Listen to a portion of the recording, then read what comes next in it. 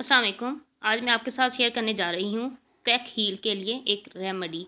ये बहुत effective remedy है क्योंकि सर्दियों का सीज़न स्टार्ट होने वाला है। सर्दियों में बहुत ज़्यादा क्रैक हील्स हो जाती हैं क्योंकि हम पानी का इस्तेमाल बहुत कम करते हैं।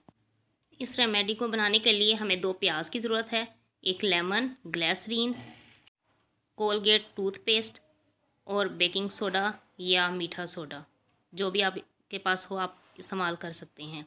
आपने 2 प्याज को अच्छी तरह ग्राइंड कर लेना है या कटर मशीन के साथ काट कर प्याज को छोटा छोटा काट लेंगे। उसके बाद उसका पानी निकाल लेंगे। हमें प्याज के पानी की ज़रूरत है। 2 चम्मच प्याज का पानी ले लें।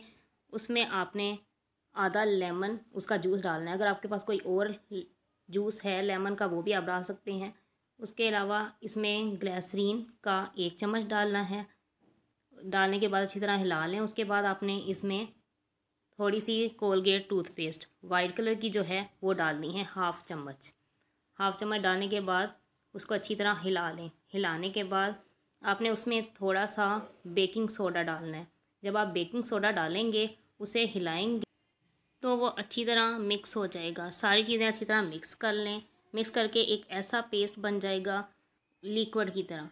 फिर आपने क्या करना है, अपने पाँव को अच्छी तरह धोकर अपनी एड़ियों पर लगाना है। एड़ियों पर अच्छे तरीके से लगाएं। उससे लगाने से आपकी एड़ियों में जो मैल कुचैल होगी वो भी सारी निकल आएगी।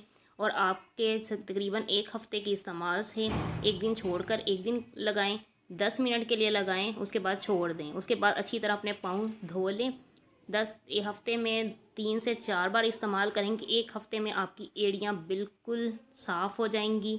जो क्रैक हील हैं बिल्कुल फिल हो जाएंगी और दोबारा भी नहीं होंगी। ये बहुत इफ़ेक्टिव रेमेडी है। मैंने खुद यूज़ किया, इसलिए मैंने सोचा कि आपके साथ भी ये रेमेडी शेयर करूं ताकि आपको भी फ़ायदा हो। अगर आप में से किसी ने ये रेमेडी यूज़ की हो और उसका आपको रिज़ल्ट मिला हो या ये वीडियो देखने के बाद आपको कोई फ़र्क महसूस हो तो लाजमी कमेंट में अपना राय का इजहार ज़रूर कीजिएगा। अपना ख्याल रखिएगा। नेक्स्ट वीडियो में मुलाकात होगी। अल्लाह हाफिज़। प्लीज़ लाइक और कमेंट ज़रूर करें। शुक्रिया।